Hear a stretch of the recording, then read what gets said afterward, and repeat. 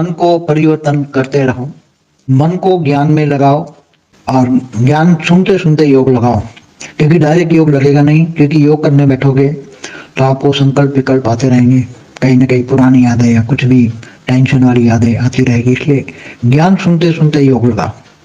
तो मन को परिवर्तन करना है। मन क्या परिवर्तन होगा? मन को कंट्रोल करना बहुत मुश्किल है, इसलिए मन को, क्योंकि निसंकल्प बनना बहुत बड़ी मुश्किल बात है, निसंकल्प बनने की बजाय मन को परिवर्तन करो, मन को ज्ञान से भर दो। ज्ञान सुनते सुनते मन को ज्ञान में लगाओ और ज्ञान सुनते सुनते योग करो, डायरेक्ट योग मत करो।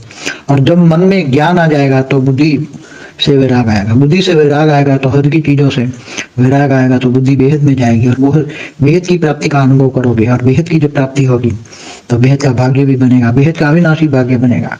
ये बेहद की अविनाशी भाग्य बनाने की कीमती पल जा रही है, ये कीमती एक एक पल जा रही है, फिर आगे चलकर ये भी पल वापस नहीं आनी है। ये समय बहुत वैल्यूबल जा रहा है, बहुत ही मोस्ट वैल्यूबल समय जा रहा है।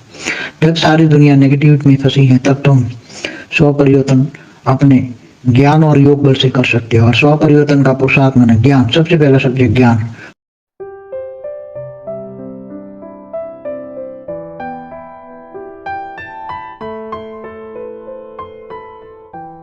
सबसे पहले अपनी आत्मा को इमर्ज करना है कि मेरे मस्तक के अंदर एकदम अति सूक्ष्म प्रकाश की ज्योति है मस्तक के अंदर, वो मेरे मस्तक के अंदर आत्मा है। ठीक है, तो आत्मा रूप में आंखें बंद करके हम बेहद की कला के ब्रह्मांड में चले गए, ऐसे सोचेंगे कि हम बेहद की कला के ब्रह्मांड में हैं। तो आत्मा स्वरूप में निराकारी अवस्था होती है, वो निराकारी अवस्था। अब हम जाके खड़े हो गए बापू जी के सामने, बेहद के दादाजी के सामने, अलमाटी के सामने जाके हम आत्म स्वरूप में स्थित है। तो आत्मा और परमात्मा, आत्मा और बेहद के अलमाटी अथॉरिटी बापू जी, उनके मस्तक में से जो लाइट निकल रही है, चित्र में चित्र को देखना है। तो चित्र माना बापू जी का जो चित्र है अभी साकारी, वो चित्र को वहां में देखना है बेहद की कला के ब्रह्मांड में। तो उस चित्र को देख के उसके बापू जी के जो बेहद के अलमाटी के मस्तक में से जो लाइट निकल रही है, उस लाइट को अपनी आत्मा के अंदर ग्रहण करना है, खींचना है।